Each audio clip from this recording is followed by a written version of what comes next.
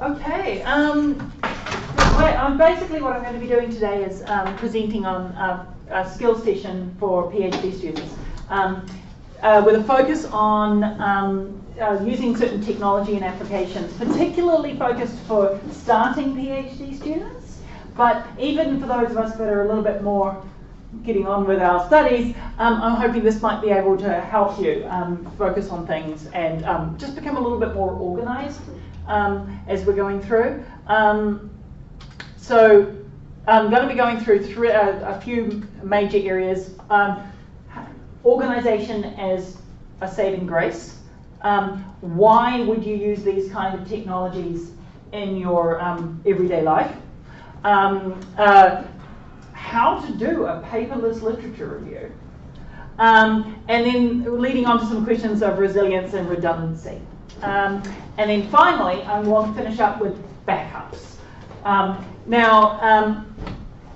Because that's a really important thing, and I can talk about the different ways in which you can get around doing this, because it's absolutely crucial. Okay, so some caveats as I start. This presentation is going to be Apple and Mac centric, okay? Because I exist in an Apple space. However, that said, nothing that I'm doing with my Apple products can't be done with other technology. You can have a PC laptop, you can have a Android tablet, you could have a Windows machine that does both the laptop and tablet combination. There are numerous pieces of technology that can do this, but I'm talking about it from my perspective because I use Apple products, because I've used them since I was a high school student and on a green monitor with black text on the green monitor. So it's like, that'll be what I'm focusing on, but please think about that you can do this on anything, really. I'm a geek, okay? I'm just going to put that out there. I like this stuff. I enjoy this stuff. So setting up a lot of this thing and getting it to work for me is something I enjoy. So it's like, but that said, I don't do this without, if I don't have a reason for the piece of technology that I have, I'm not going to get it. I'm not going to use it. The pieces of technology that I have is because they serve a function for me. And if they don't, regardless of how pretty or shiny they may be, don't get them. They're a waste of time. This is one person's system. So I'm a qualitative sociologist by training. So if you're quantitative or different systems, you might have a different approach to this, but I try to do it at the level that should be common across everything. So before I get stuck into what technology I'm using at the moment, interrupt me. Okay? If there's something that I'm not clear, don't wait to the end, stick your hand up, stop me from talking. Okay? Feel free to just interject as you will. This is my current setup. This is where anybody that sees me on a regular basis, this is where I live. You'll notice my desk is pretty clean. Part of this is the fact that I'm the kind of person that enjoys this kind of clarity in my workspace. I don't like a messy space. But on the other hand, I can do everything electronically. There's very little, you can see my inboxes on the left-hand side there, that requires paper. And so I've done that intentionally for a bunch of reasons. The basic stuff that I use a 2015, so it's a few years old now, laptop. 1 port ultra board. It's extremely durable, but also lightweight and you take everywhere. I've also got an iPad Pro with an Apple Pencil and what's called the Apple Smart Keyboard cover. It means that your cover is a keyboard at the same time. And so I bought off AliExpress a cheap little pencil holder to keep that together, and this is one of my primary devices for when I'm doing work. However, so I've also got an iPhone 10 in here. So now these are relatively new. So these are in the last few years. However, I've also got, this is what I used to have at home before I just recently moved. I've got one in there, is that machine right there on the small machine on the left hand side is a 2010 Mac Mini. So it is a number of years old. I replaced the hard drive and upgraded a couple things on the internals, but that's effectively an 8-year-old device, and it's still running and it's still fine, and it pretty much can do everything that I'm doing here. Okay? When I started out, I didn't have an iPad Pro. I had an iPad Air 2, which is quite a number of years old now, and I had 2 styluses. You can see the 2 styluses there. And one, I had to get a second one because I dropped the first one down onto concrete from a height by mistake, so I had to replace it. But they're $30 from I think it was at Nolini at the time. So it was an old iPad with third-party styluses. The fact that I've got an Apple Pencil and an iPad Pro now, I got it for just upgrading my gear over time, but that was perfectly serviceable. So, one of the biggest things that I find about this kind of technology is that organization is the biggest thing. Okay? To put it politely, being organized will save your behind. Okay? It will protect you from so much. And part of this is about doing your work in such a way that you can put the minimal effort in to get it done, so it's not something you're having to run around a million times. And being organized and structured will save you in that regard. What I always tell my undergraduate students when I'm tutoring, or if I give a lecture or something, is that with an essay, having an organizational structure, like a good organizational structure, will turn a C essay into a B essay. It'll turn a B essay into maybe an A essay. Okay?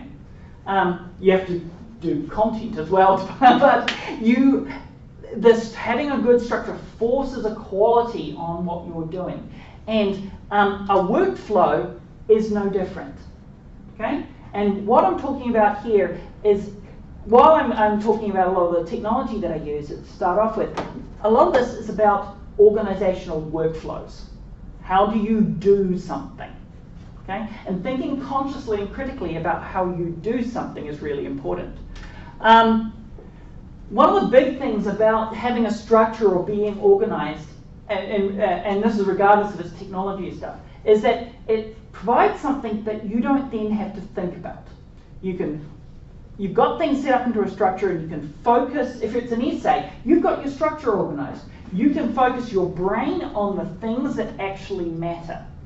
If it's it's like an online calendar where all your stuff is structured, you know what's coming up next. You've got reminders popping up. You don't have to think about that stuff because you've got it all organized, and you put it out of your brain, and you can think about the stuff you're actually doing. The big part of being organized and being structured is allowing you to focus on the things that matter at that particular moment. Okay? So I want you to keep that in mind when I'm going through. It allows you to focus on the detail of what you are studying rather than how to study it. Okay? That's one of the big things that we got while we're going on. So, as I said, focus I'll be using as an example is how to go about a literature review without printing anything out. Okay? So, but this is applicable in a lot of situations. Okay, when I first started my PhD back in the second half of 2016, I did what was traditional. I printed out it's like journal articles, masses of them. And I was highly mobile at the time. At the time when I first started my PhD, I was working part-time at the Ministry of Education and full-time as a PhD student. And so I was moving a lot between different locations and all the time. And the trouble was I had this nice plastic manila folder of journal articles, and it was growing steadily inside my bag, and it was heavy, and I was thinking, there has to be a better way of doing this. There really has to. I can't keep printing this stuff out. For a couple of reasons I found it untenable. One of them was trees. I was thinking about how much I was printing out, and there were reams of paper that I was printing out. And recently I watched a delivery truck arrive here on campus, and the guy pulled a pallet, like a whole stacked pallet of reams of paper. And I watched him do it, and I was thinking, how often does he make this same delivery? And how much is this costing the university? But B, what a waste this is. So it was just a simple political thing that I was like thinking, no, this is something that I think we should be not encouraging. Is there a way that I can not contribute to this? And also, as I said, I was mobile. I was going all over the place. And so having this ever so large growing collection of articles in my satchel was not something that I would want to do if I didn't want to do major damage to my back, for instance. So I was thinking there had to be an easier way of doing this. So I started doing some research, and the solution I came up with at the time was an old iPad that I had with a third-party stylus that I got from an old Lean for $30. Okay. Now, this is the kind of thing, exactly the kind of thing that I was doing. Was this highlighting and writing, and it was, I think it was like a $20 purchase for the app, and I'll get into what that was. But that was it, and I was away laughing. Bulk of what we read is in PDF format. Okay. Majority of the times we come in PDF. Now PDF has been, as a document format, has been around for a very, very long time. It's traditionally been what's basically an image format. Okay, it's effectively what it originally was, a screen grab of a document. Okay, since then there's a bit more standardization in PDFs that they recognize. Most PDFs that you download, contemporary PDFs that you download, have what's called OCR built in, or what's known as optical character recognition, where they can recognize things like lines and what the actual text on the page is. So built into the PDF is this information. So when you've got a stylus in an app like this, you can highlight and it'll recognize that you're moving along a line. It actually means that my highlighting in something like this actually looks better than my highlighting on a piece of paper. But it's also, one of the things, I don't know how quickly you guys go through your highlighters on a regular basis and you're constantly having to buy a new highlighter. This is endless, of course, because it's all digital. But you can quickly scroll, as you can kind of see on the left-hand side there, there's a bunch of different functions on the app where you can scribble. You just swip between a highlighter and effectively a virtual pen, and you can write text and notes and scribble, and like just as you would on a PDF if you printed it out. So as I said, you can annotate with the stylus, you can highlight, you can write, and the great thing is multiple colors. So you can organize it, highlighting in multiple colors, writing in multiple colors, so that you've got it all that. But the great thing is, the software that I used was called, the one that I got was called PDF Expert. There's another piece of software called PDF Pen, but it was a little bit more expensive, and because I'm a broke PhD student, I went for the cheaper option. This was fine. PDF Pen provides a bunch of different options that I thought were good, but I went with PDF Expert, and I've not looked back. It allowed me to do a bunch of things that that I found that were the basic things for how I would be doing a PDF anyway if I printed it out. Now, so that was just if you were doing this on a document, your normal reading, your normal note-taking, etc., etc. However, what I did was that, and this is one of the reasons why I use Apple, but there are, of course, Dropbox, OneDrive, which the university provides, etc., which are cloud storage folders. Okay, so what I would do is that I would do during my literature reviews, I'd be pulling down PDFs from everywhere, as you do. You get a whole bunch of PDFs, and I would put it on a folder on my computer.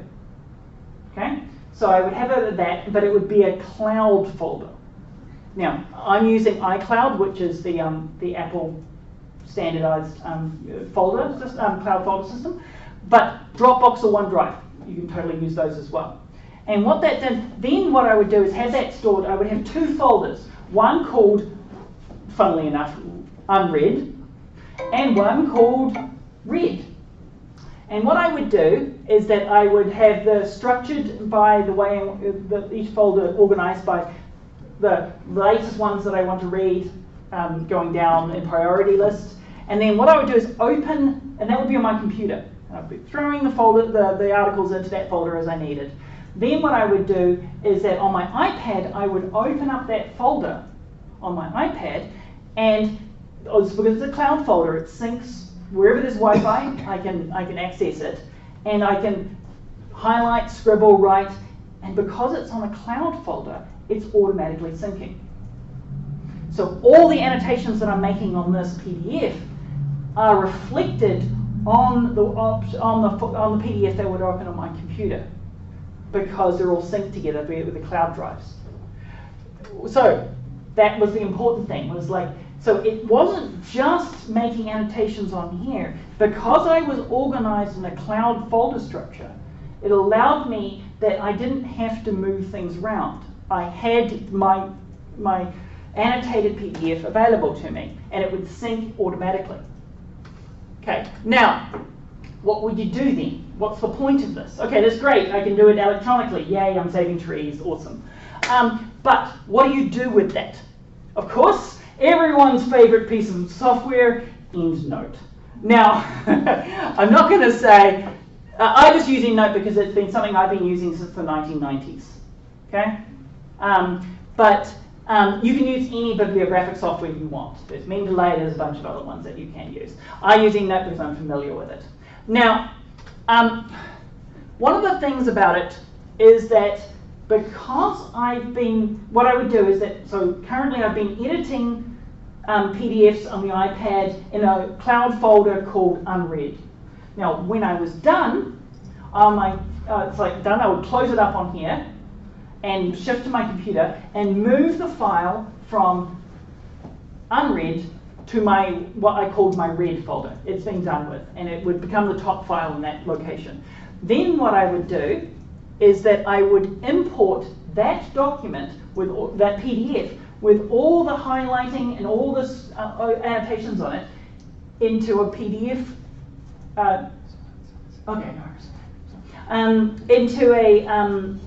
Into a EndNote reference location. And so what I would also do is that while I was doing this, I would be reading, and I would be leaving little notes to myself in the EndNote reference. Okay, so there's a section in EndNote where you have your normal title, blah, blah, blah, and there's a section called Notes, right down towards the bottom. And you just freeform type anything in there.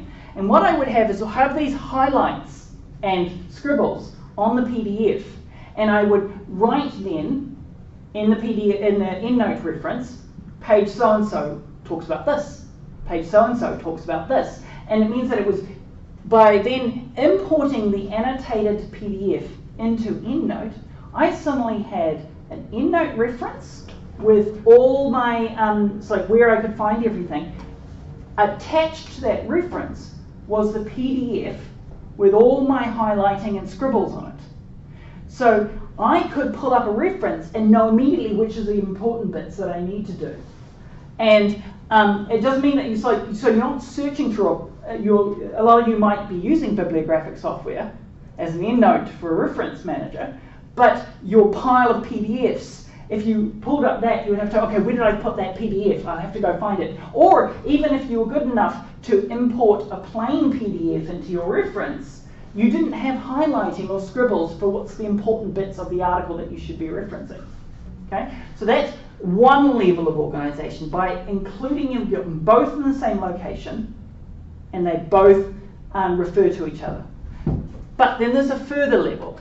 Okay, so I also use what's called EndNote syncing. So EndNote has a built-in feature that'll sync with the EndNote servers. So that whatever I had on my computer would get synced with the EndNote server on a continuous basis. There's a feature inside it that allows you to do it.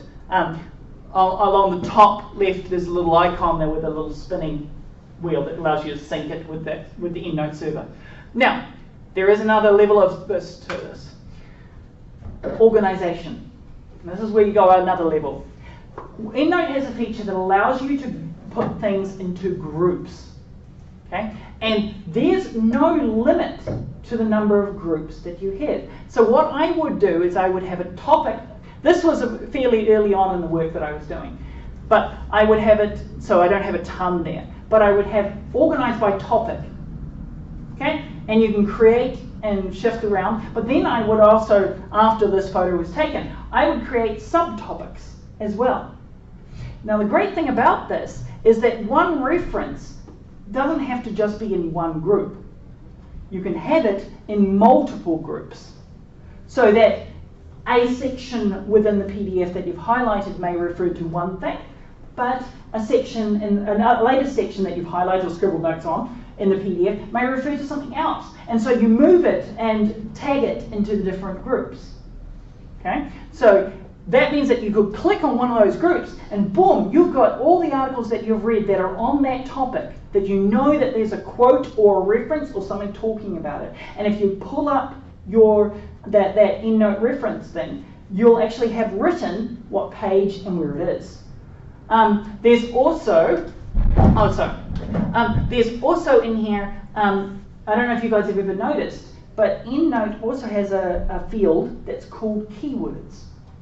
And pretty much any journal article that you download will also have keywords attached to it. Like, you don't have to think up the keywords. They're there in the journal article 99% of the time. Not all journals do this, but most do. And so you can literally, and what I do is I copy and paste into EndNote, okay, into that keywords field.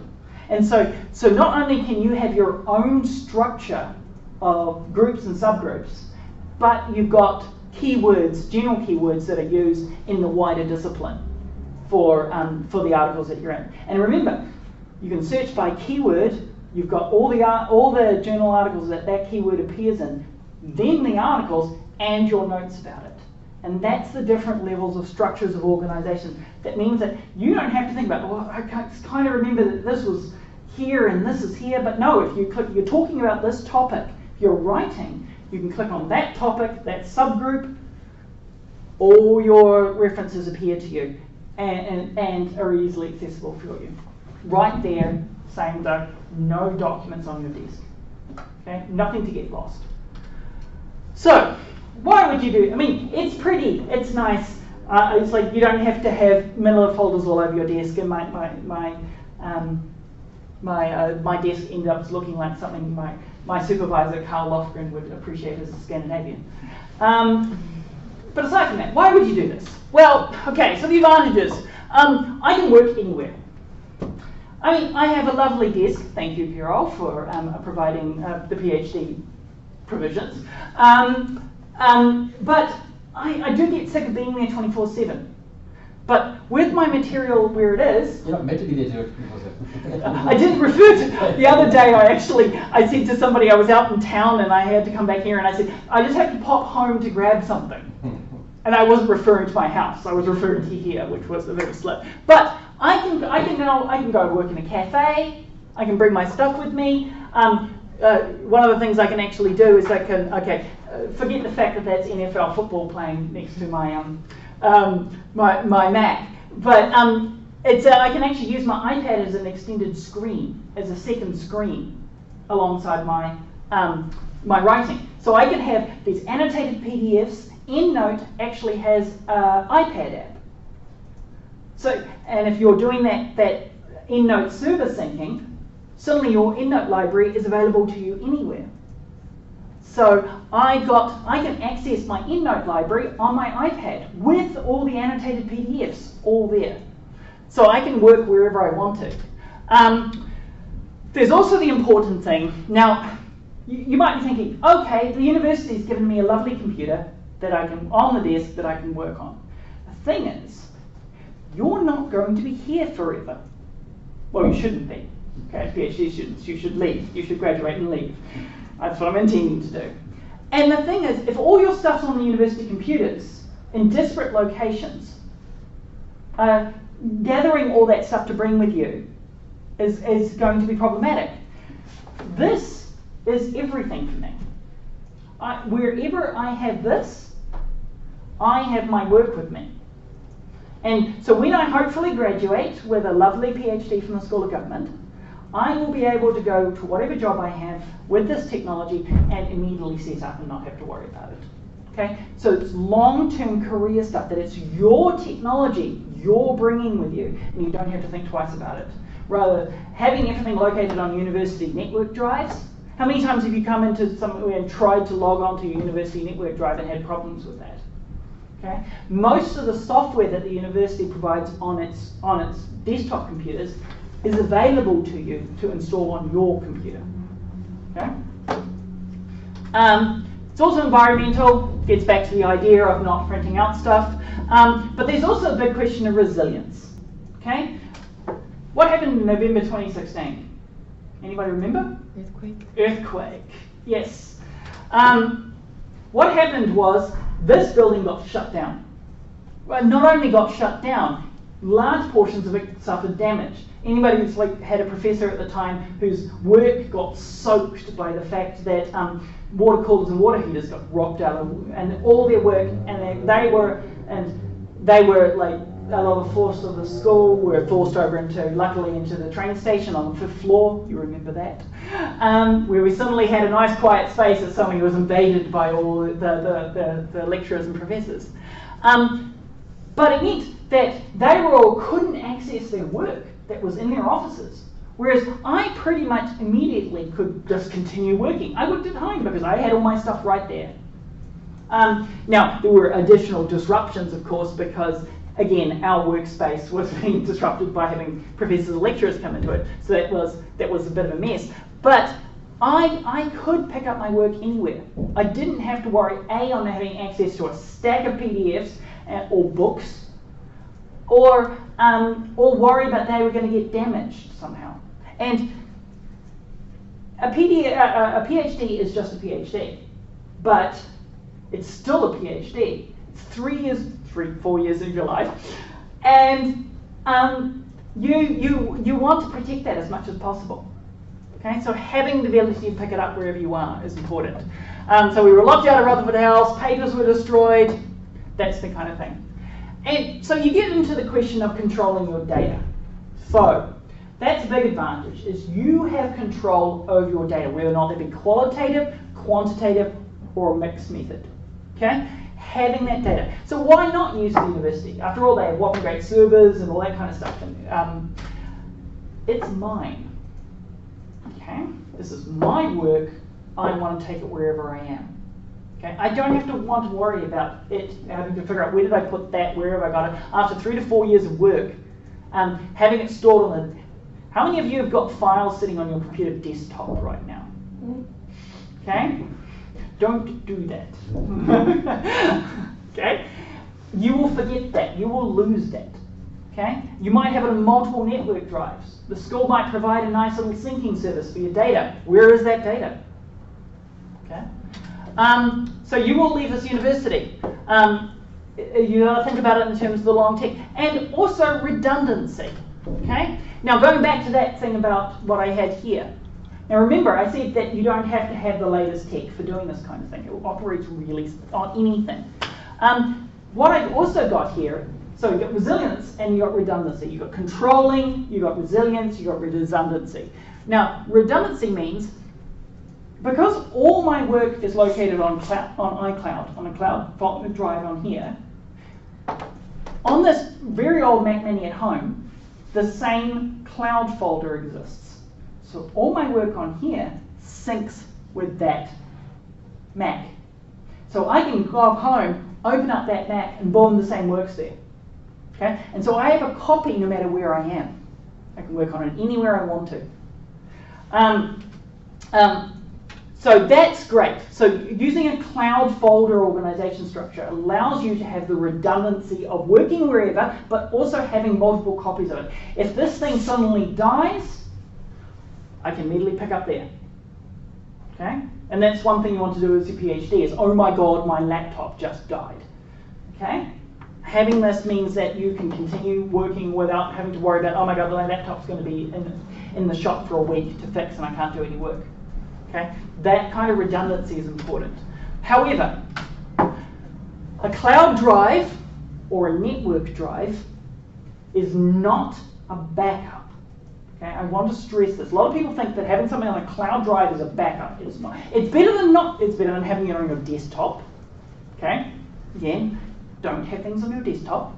So having it on a cloud drive or network drive is better than, but it's not a backup. Why? Okay.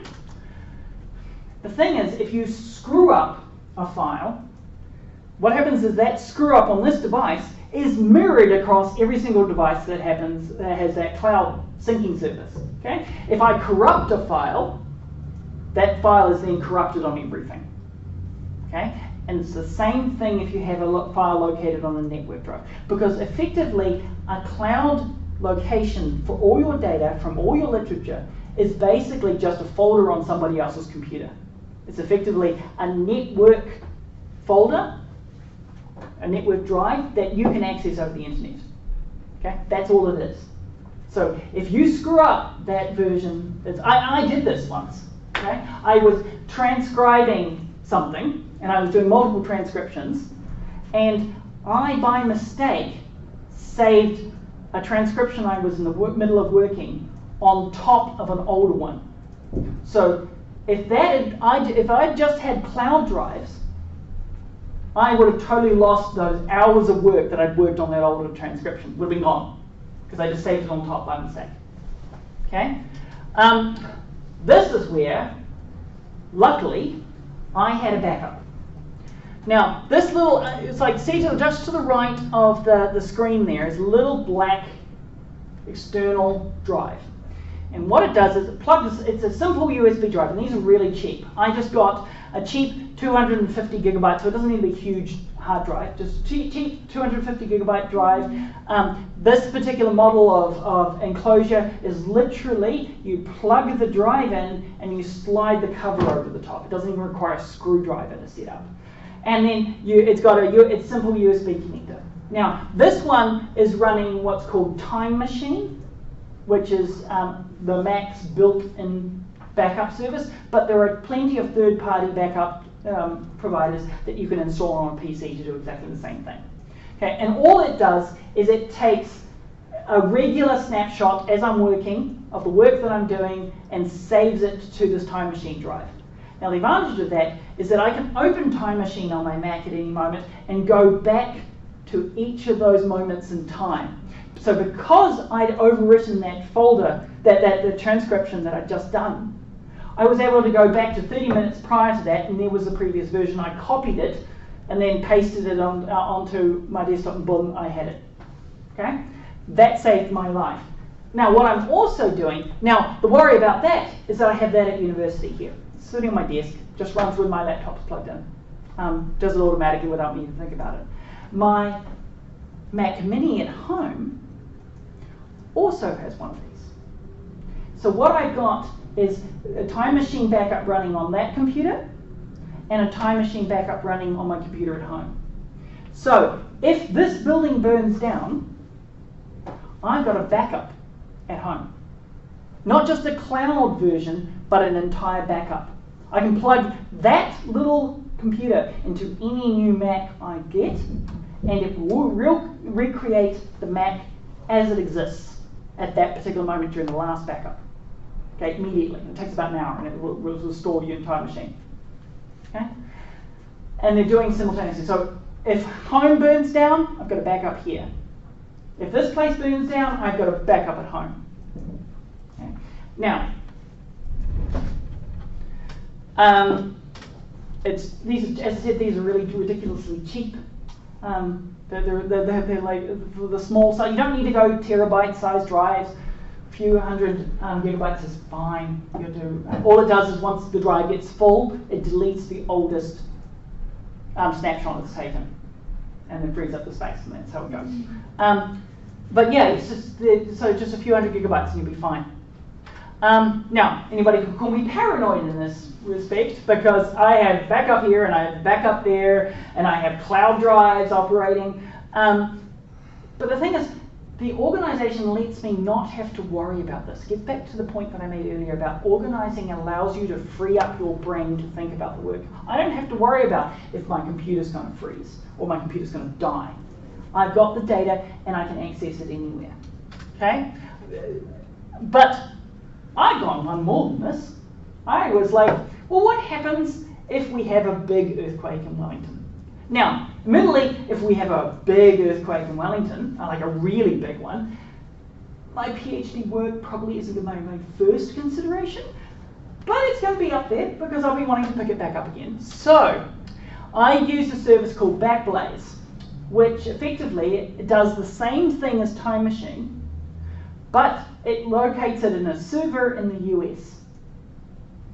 Okay? It's a little app that runs in the background on my Mac that does exactly the same thing as Time Machine, takes a snapshot of my computer at any one moment, and uploads that. It took about a few hours to get through my machine. It just copied my machine and located it on that drive. And Backblaze, but there's a ton of other providers. I just happened to use Backblaze because it's $5 a month. $5 a month to have that kind of organizational consideration. But what you can actually do is that you can either download that disk image and restore from that, or they will actually mail you an external drive in the post. That'll take a week or so to get here from the States, but that's how easy it is. And so that means that I not only have a home backup and a work backup, but I also have something that's totally removed from my physical environment. It's backup as well. And that's about the organization. When you have everything like this, protecting it is really important. So your data is everything. Okay, so I've actually moved, and then one of the reasons I was moving, one of the reasons I got Backblaze was because I knew I was moving and I was going to be shifting my arrangement regarding backups and that kind of stuff, and I wanted something that was a little bit more. So today, that organizational structure continues for me. One of the great things about having a cloud-centric organization stuff for all my data, both my literature, my work, etc., is that I can continue using it. I'll be finishing my last interview for my research next week. And throughout, I've been using my iPhone with a simple, cheap, relatively cheap, it was a little bit of an indulgence, but it was good, external microphone. It had literally had a micro USB to lightning cable, plug that in, press the app, that was recording. And the great thing about this is that in the file that was being recorded was being saved to a cloud drive. So when I got back to the office, there was the recording sitting on my Mac, on my computer. Again, didn't have to worry about this, and oh my god, I'm going to lose the data. The data was organized onto the cloud drive. Okay? And it was there. And it was pretty much by the time I got back to the office, not only would the data have synced, but a cloud backup, it's like both a Time Machine backup and a Backblaze backup would have occurred in that period of time. Okay? So everything was saved. I didn't have to worry about losing anything. So yeah, interviews and recordings are synced between my iPhone and my Mac.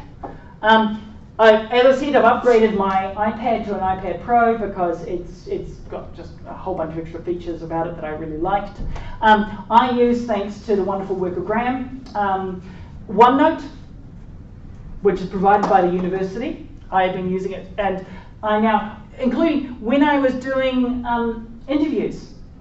Like while I was doing interviews, I was scribbling notes for myself, things to follow up on questions, etc., etc. But that meant that all my notes were included here and on my computer. And when I opened up a recording, there were all my notes immediately on the page next to it. Okay?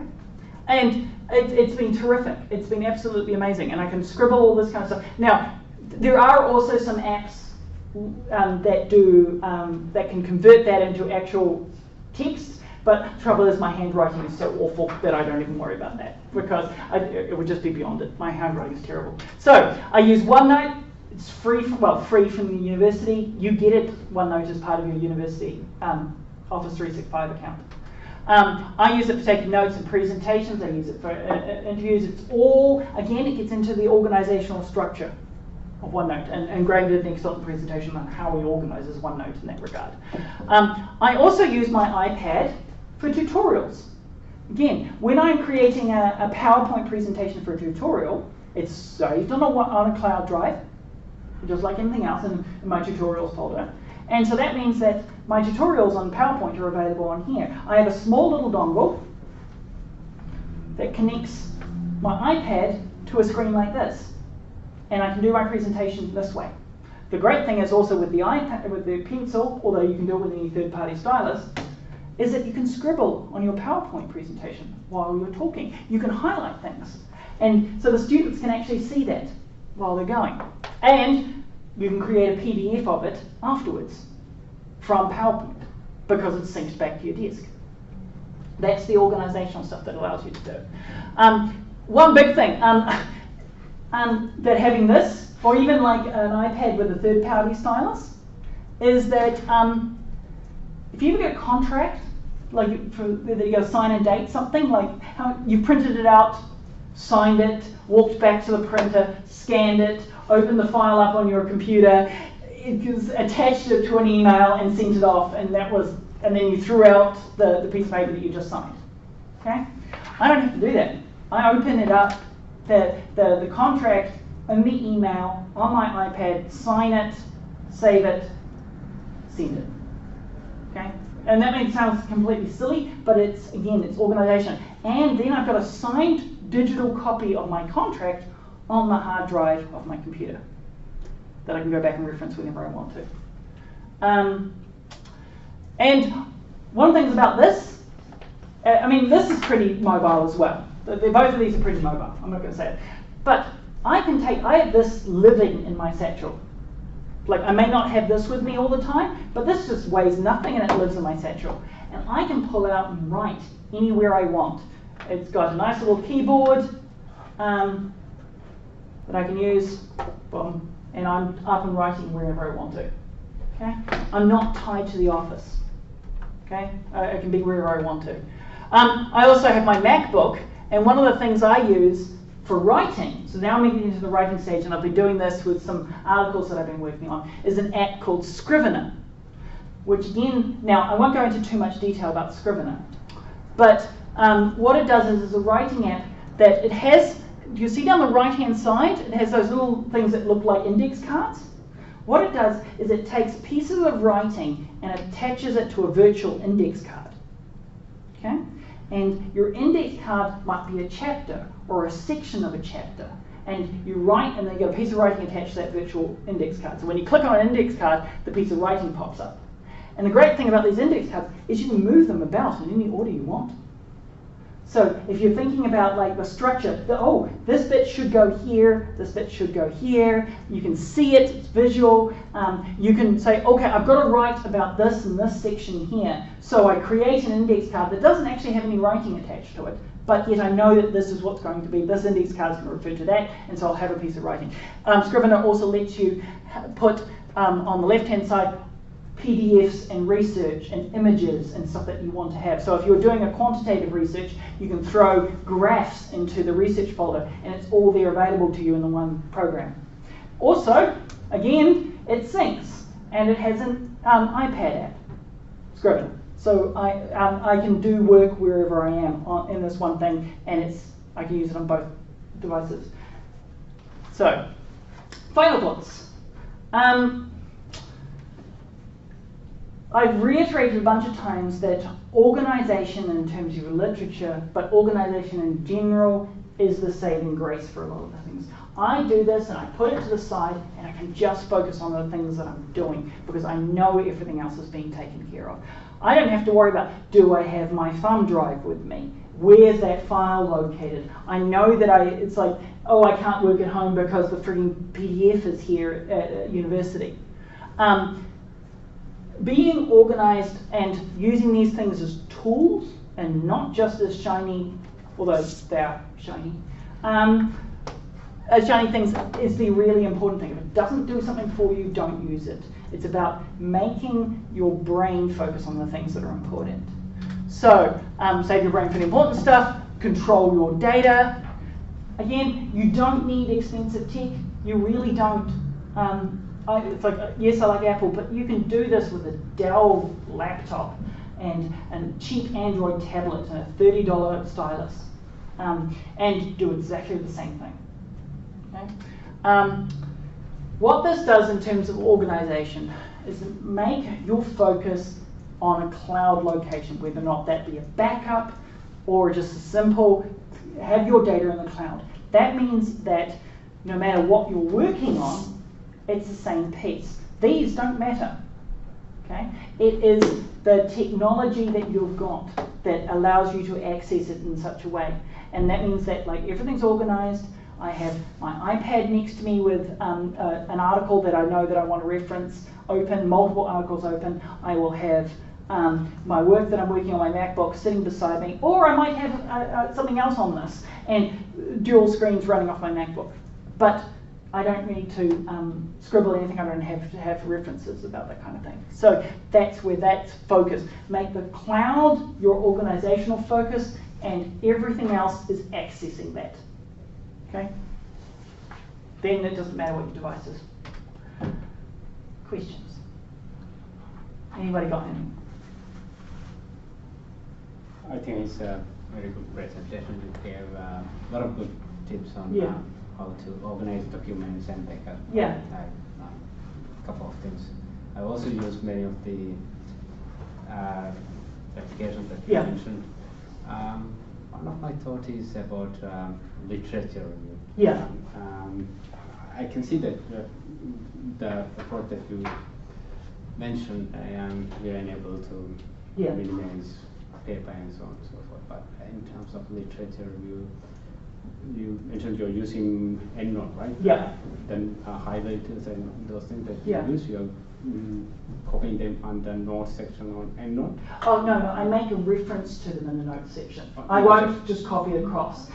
Because, I mean, otherwise you end up with screeds of text in the notes section. I will just say, page so-and-so talks about this. Yeah. And I wonder whether if you're able to connect it with OneNote. The other day, Graham talks about using OneNote. I thought like it was, it could be very helpful in terms of managing writings. Yeah.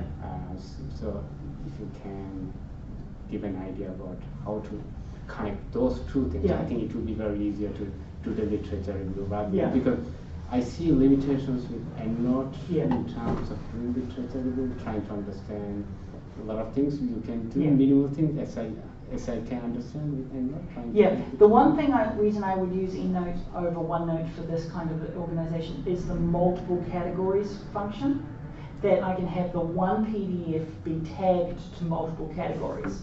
Whereas OneNote, you generally have a PDF. Now, you can copy multiple versions into, if you organize down OneNote with this is on this topic, this is on this topic, this is on this topic. If you move the PDF, you'd probably have to put a copy of the PDF into every section you've got in OneNote. And one of the things that I found about the strength of having one source of truth, it's one copy of the PDF with my notes on it. Now, that said, I would probably have OneNote with the organizational structure it has, and then alongside it, I would say, if I was writing something and using OneNote to write in, I would have one of my tabs within OneNote refer to the different sections that I would, and that's easy enough. You've got your groups in EndNote, you click on the group, that's the stuff you can talk about, boom, you can put that into OneNote. Okay? And so what you've got then is a multiplicity of tagging, so you don't have to have multiple copies of the PDF in different sections in OneNote. But also you can then refer to back to EndNote as one source of truth. That's how I would use it. I thought about storing everything in OneNote, including PDFs, but I ran into the problem that if I wanted to use one PDF for multiple things, that would get cumbersome because I'd have to copy it across the different tags. Anyone heard of NVivo? Yes. Do you use NVivo? I use NVivo too, yeah. Oh yeah, I think it's literally made for all types of qualitative data. Yeah. And I'm very PC oriented. Yeah. So I don't know Yeah. that system. And I think it's very helpful, and it helps save so much time for me when I was doing the literature review for my proposal. Because one of the things that it does exactly the same as Yeah. EndNote is that you can have multiple categories. But what's special about it is that you don't only drag the whole PDF file into those categories, but you can drag sentences into those. And what it helped with the literature review is that suppose I found something that fits with one of the categories that I'm reading about, I can make notes on it, and when I'm writing it in my proposal, I copy the summary or paraphrase that particular sentences right into the proposal. Well, would you have time to do a presentation? Um, like Sarah's done? I can, yes. The reason I'm asking you is that if we get librarians or others to give a presentation, they don't understand what it is to write a thesis. Yeah. You understand what it is to write a thesis and use the software. And that's a big help for us. Yeah. So I'll talk to you if you've got time to add one of these evening sessions in a few months' time, depending on when you're adding in. But it would be very valuable to see how we use NVivo for that purpose. Yeah, I've used NVivo for one of the professors that I do work with has been using. So a lot of people are experienced with NVivo for interview transcripts. But what he does is he uses NVivo for texts. And he will import the entire text of an article into NVivo and do the same kind of highlighting and organizational structure. I prefer EndNote because it also then generates a reference list for me, which is nice, which NVivo can't do. But well, you can shoehorn it, I guess. But there was that strength. And that's definitely a really good way of doing it. But using the same kind of structure, NVivo files located in a cloud drive, then you can access NVivo on any of your devices regardless of where you are. If I may add to what Graham just mentioned, I think one of the things that could be very helpful is, I think most of us use a bibliography application, mostly EndNote. The question is how to use it in conjunction with something else for literature review, because EndNote itself, I don't understand whether it can comprehensively assist in your literature review. You can group your PDF files or journals on different themes, and but picking up on quotes and different things from articles or journals. I think it's not as comprehensive. Probably that's not what it's meant for. So rather than duplicating the same thing with either OneNote or NVivo, there is an easier approach to communicate with being one of those applications. I think it would be very time consuming, so that you have you definitely need a bibliography application anyways for your referencing. So if you can communicate that with your literature and your write-up application, I think it can be very helpful. One of the things, one of the great things about, one of the reasons I use Scrivener as for my basic writing tool is those index cards. And so I can use, as an index card, it's effectively like a précis summary of the thing that's written in the back. So you've got a title and you've got and you can scribble some notes on it. But also I can copy the reference list from EndNote, and pop it on that index card. And so I know when I'm writing, these are the texts that I'll be talking about or synthesizing in that particular section and synthesizing in that section. And so that's one of the advantages of that. It allows me to have a quick reference thing that's, unfortunately, it's not automatic. I'm doing it manually. So there is that disadvantage. But yeah, that particular thing of how do I get this information that's located here across is still something that's a little bit more complicated. Regarding pickup, you mentioned Paperless. I think it's good to know that. But I wonder whether it's possible whether the kind of feature that Time Machine provides, whether you can retrieve the earlier versions from cloud-based services like OneDrive or iCloud, so you can trace back and see before you mess up everything. what it was like. Yes, what it does, Time Machine and Backblaze as the online backup takes a picture of your entire computer, including the cloud locations. So it actually goes back and copies the version that you had there at a previous location. So so I've got the cloud folder locations. I've actually got a Dropbox location, I've got a OneDrive location, and my primary iCloud location, all on my computer. And because those are all located as folders on my computer, they're saved in the Time Machine backup. So even though I've got a file located in the cloud drive, it captures the previous version and the version before that and the version before that on that folder. And your iCloud also allows. Yep, spot on. Yeah. I'm the paranoid type too. Yes, I think, yeah. I saved my file by date. So, but I manually saved it through, like, on the cloud and on the external hard drive and at the computer. Yeah. At the office. By date. So. Yeah. Yeah.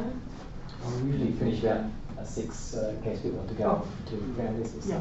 Unless you want to stay and ask some more questions. Sorry, I missed the meeting because I had to see a student, emergency student session. Did we get to introduce everybody around the room? Oh, no, we didn't. Say hello. Can we just do that? I'm just going to quickly pause this. First time to this series.